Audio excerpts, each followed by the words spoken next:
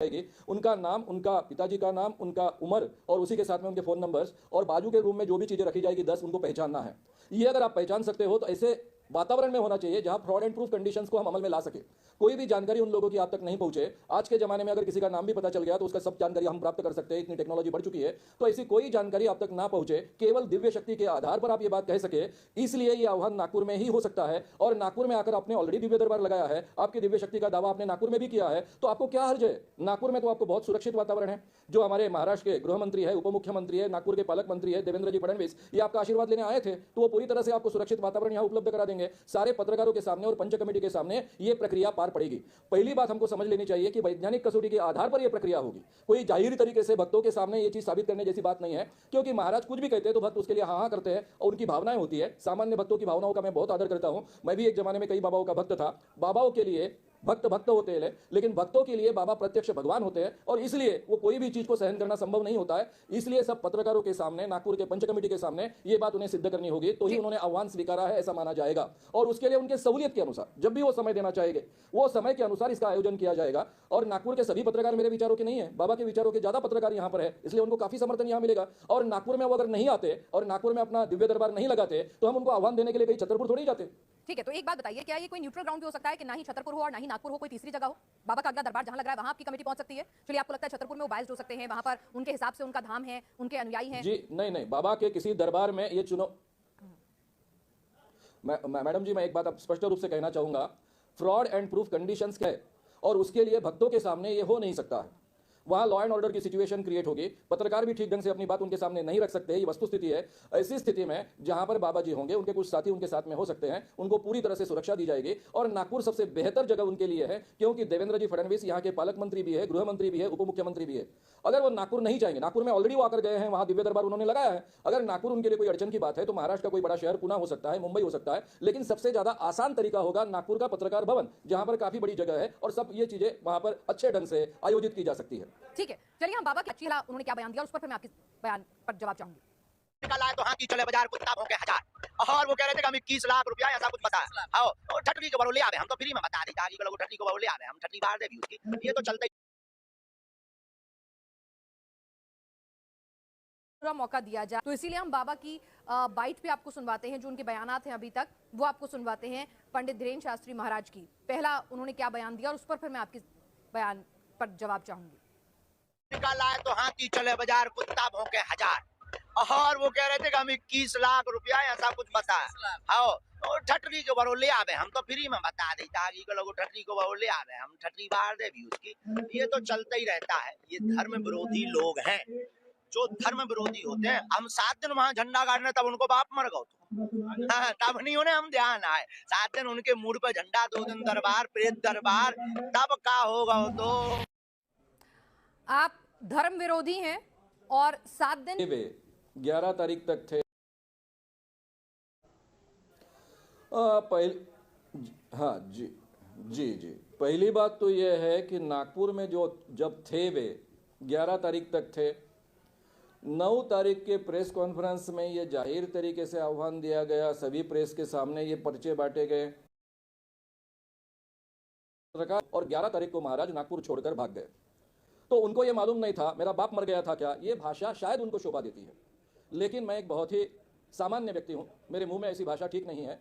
कुत्ता वगैरह जो कुछ उनको कहना है वो कह सकते हैं, वो अपनी अपनी संस्कृति के अनुसार आदमी बोलता है। केवल मुझे इतना लगता है कि उन्होंने सनातन धर्म का नाम नहीं लेना चाहिए। सनातन धर्म ये बहुत ही पुरातन धर्म है, सत्य का वहाँ बहुत आग्रह होता है, अलग अलग विचारधाराएं वहाँ होती है।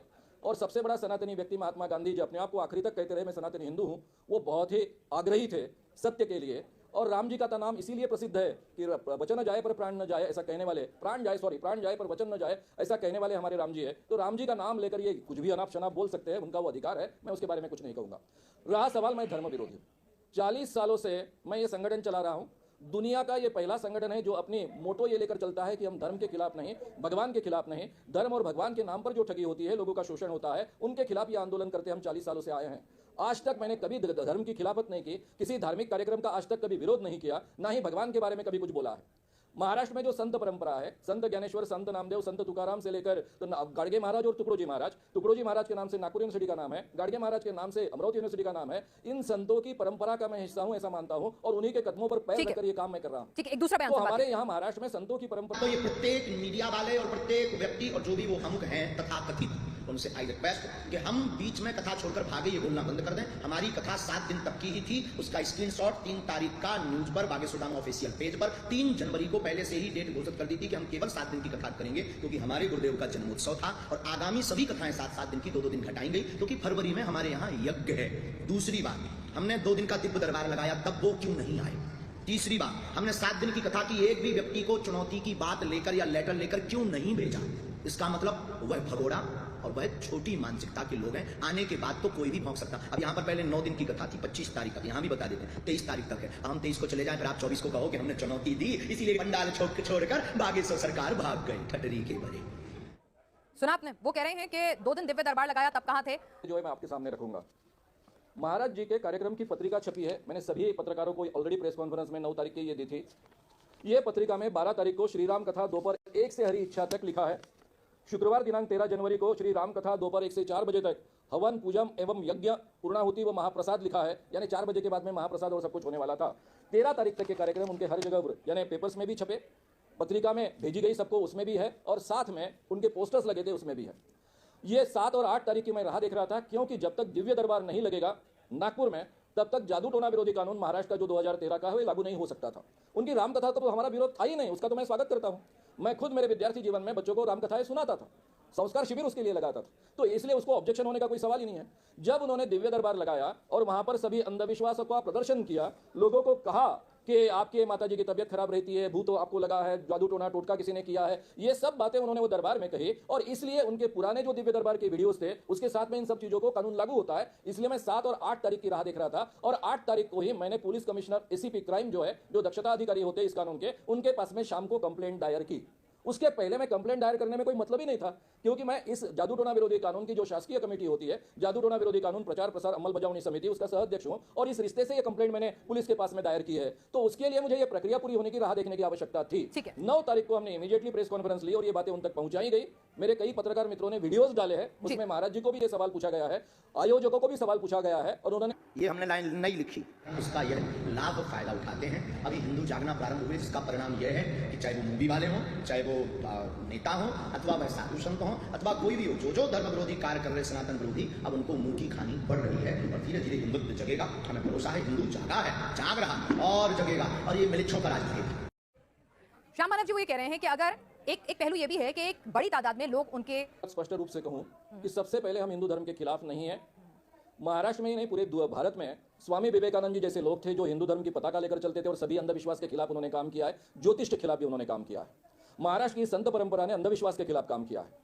तो इसलिए हिंदू परंपराओं में अलग अलग परंपराएं हैं, और उसमें इसके खिलाफ काम करने वाले भी काफी लोग हैं। रहा सवाल, इतने बड़ी तादाद में लोग विश्वास रखते हैं, तो हम कई चीजों पर ऐसे विश्वास रखते हैं क्योंकि बचपन से उन्हीं ढंग से संस्कार हम पर होते हैं। हम पर यह विश्वास होता है, बचपन से हमारे मन में होता है कि जब भी कोई व्यक्ति भगवान के नजदीक होता है तो उसको सिद्धि प्राप्त होती है, चमत्कार करने का सामर्थ्य प्राप्त होता है, उसको भूत भविष्य वर्तमान अपने आप पता चलता है, लोगों की बीमारियां ठीक करने का सामर्थ्य उसमें होता है। हमारा कई सैकड़ों सालों से, हमारा यानी केवल भारत में नहीं पूरे दुनिया में इस ढंग के विश्वास रहे हैं, और इसी को आज के जमाने में हम अंधविश्वास कहते हैं। लोगों का भूतों पर विश्वास होता है। मेरा खुद का था, मुझे 10वीं क्लास में पढ़ रहा था, मुझे भूत लगा था और मांत्रिक ने उतारा था। कई बाबाओं के चमत्कारों पर मैं विश्वास रखता था। जब मुझे पता चला कि ये सब बातें झूठी हैं, इस दुनिया में कोई भी चमत्कार नहीं कर सकता है, किसी के पास में दिव्य शक्तियां नहीं होती है, पैरासाइकोलॉजिकल क्षमताएं नहीं होती है, यानी जिसको हम अंतर्ज्ञान कहते हैं, उस ढंग की शक्तियां नहीं होती है, और लोगों की बीमारियां ठीक करने की क्षमता किसी के पास नहीं होती है। ये जब मुझे पता चला, तब मैंने 1982 में ये आंदोलन की शुरुआत की, और गए 40 सालों से हम उस क्षेत्र में काम कर रहे हैं, और हजारों की तादाद में बाबाओं को, मांत्रिकों को, शरीर में भगवान लाने वाले लोगों को और ज्योतिषियों को हमने एक्सपोज किया है। आज तक एक भी बार हमारा पराभव नहीं हुआ है, या फिर हमारी बात झूठी साबित नहीं हुई है।